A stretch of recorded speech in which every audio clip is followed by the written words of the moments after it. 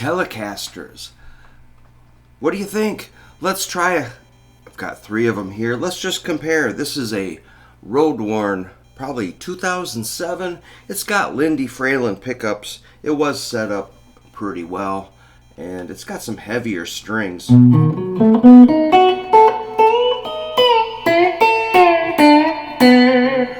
I really love this guitar because it's got some nice big frets.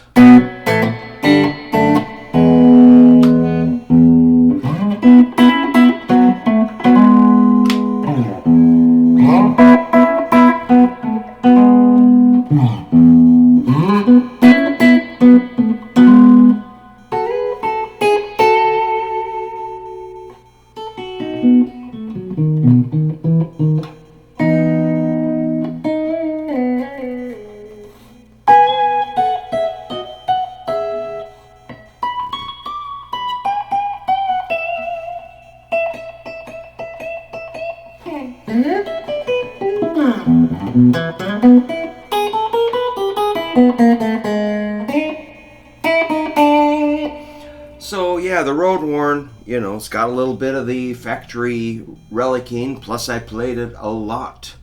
The tuners kind of have a worn look, as does the bridge. And the fingerboard, very cool.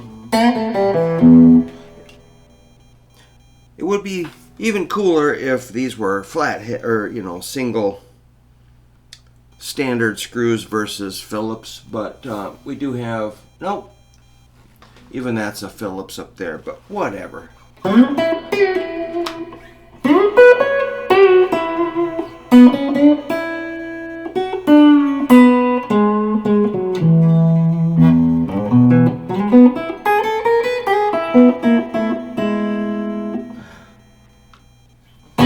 Telecaster is kind of a neutral sounding guitar. It's just plain good, Well, let's jump over.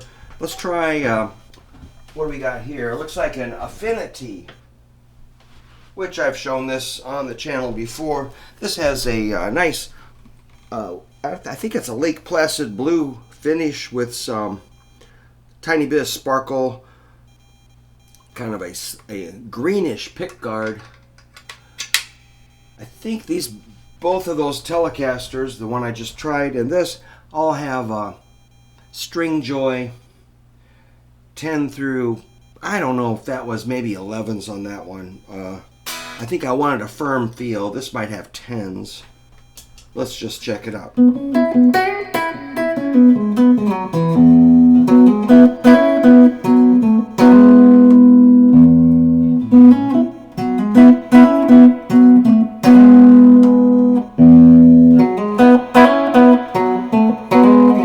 Sounds like a Tele.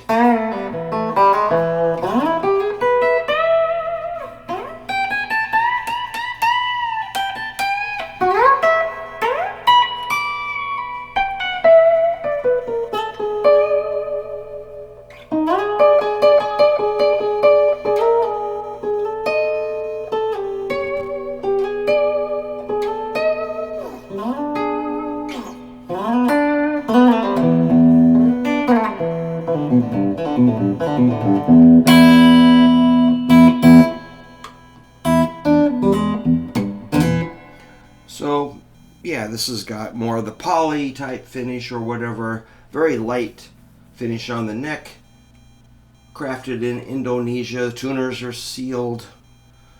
I believe these have a thinner body.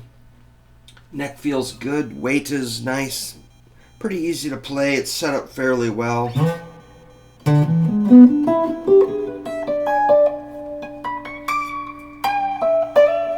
Playability is no problem.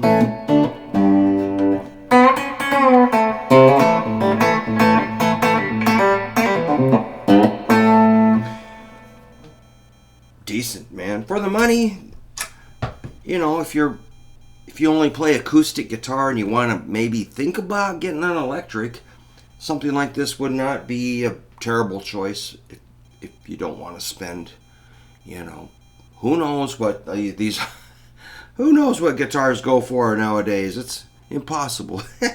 I don't really price them, but I have an idea. All right.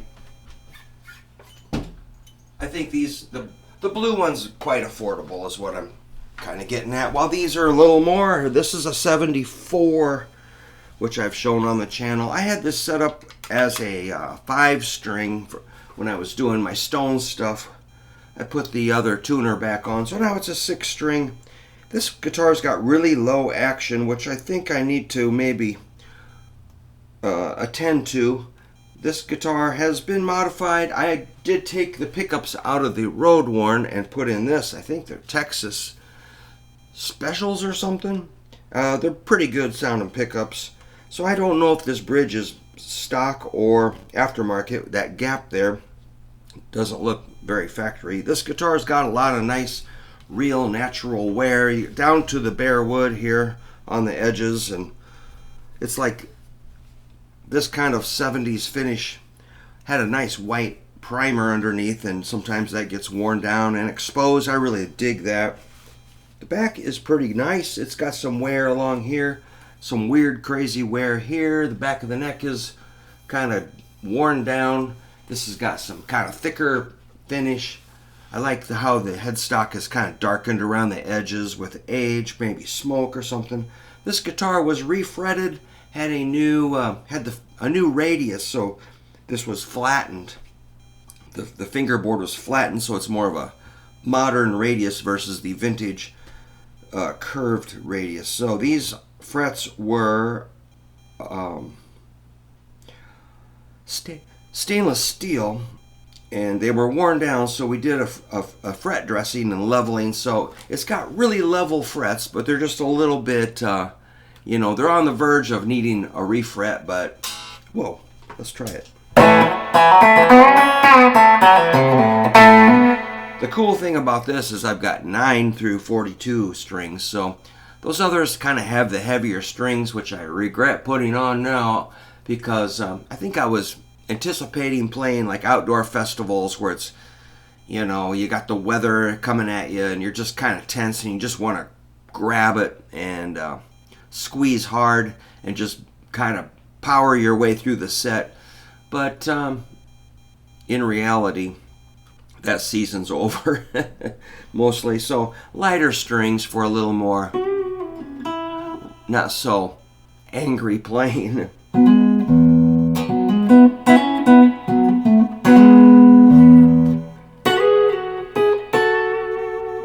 Yeah, man, I do recommend 9s on a Tele.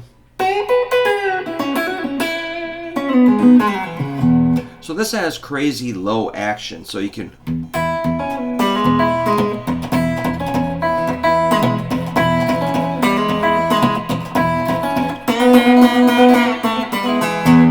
hear the frets kind of buzzing, which I dig. So yeah, you'll hear some guys playing a Fender and it sounds kind of like a sitar. You'll hear that buzzing and it's cool. You know, you think, oh, I can't have buzz, but just a little bit sounds kind of like an electric guitar to me. So yeah, these frets are so shallow in height that playability, you gotta kind of stay on your toes.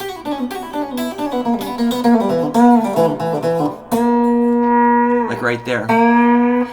You know, that's hard to bend. Hear that buzz?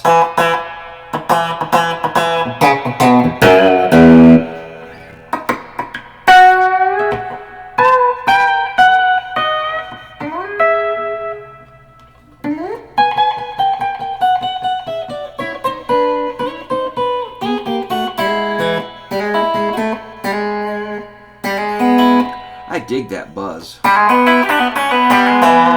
So if I had to pick one to play at a gig, I would pick this one. Just maybe raise the action on a couple strings, adjust that slightly, but I do love the tone and that snappy buzz sound. This guitar is a little heavy. It is 70s, you know. I just like the way it looks and feels, and that kind of that tight feeling of the smaller frets makes you work a little harder. Sometimes, the big frets, you're just like, it's a little boring to play. It's too easy. This one makes you pay attention. I kind of like that. Doesn't let you, it keeps you in the game. It keeps you thinking about it, not spacing out. And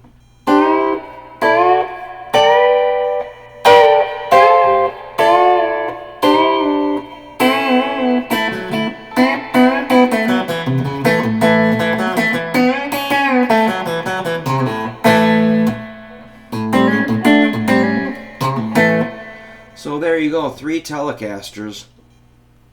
Who knows what you'll encounter? There's a lot of, the made in Mexico ones in the 90s, they had kind of smaller frets, and something about the neck on those always felt a little weird to me, but they're pretty nice.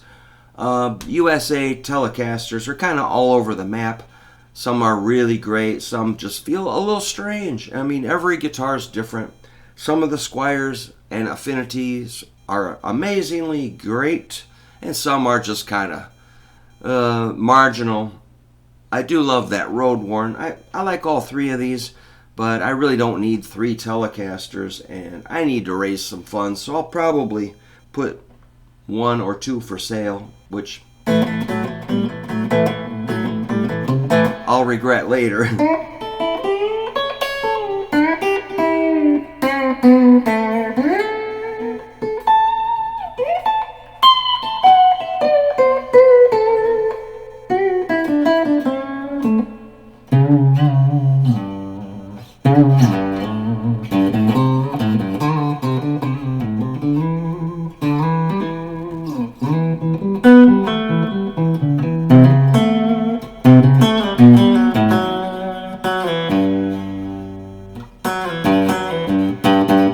That's buzzy.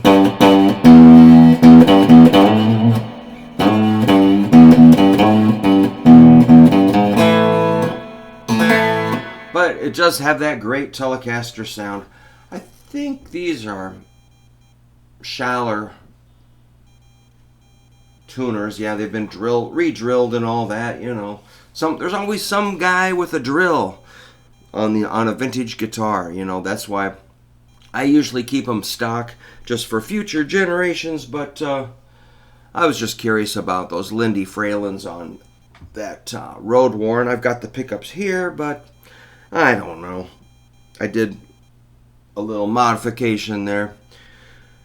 This one's, kind of been modified, so at that point you can once they're already kind of compromised, you can maybe have some freedom to customize them. Man, that's cool. I just love the wear on this. It's so fun.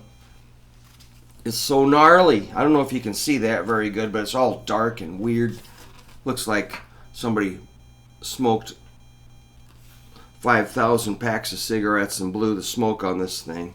But it doesn't smell. That's cool. So I am considering letting this one go. Oh, I will regret that. But not everybody understands real wear on a guitar, and they'll say, well, I like my guitars pristine and brand new. I'm like, well, that's nice. I hope nobody dings your car door, because I know that would make you very sad. I mean, I hate it when I have a brand new guitar and it gets messed up. But if you buy one that's already worn, you can just have fun with it. You don't have to be so uptight about worrying about that stuff. So that's why the Roadworn is kind of cool. You don't have to be super uptight about if you bump something with it. And same with this one, Beaten.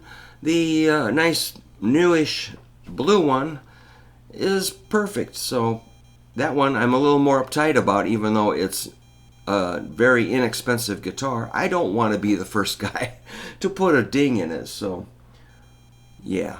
All right. Well, thanks for letting me show you 3 Telecasters. Thank you.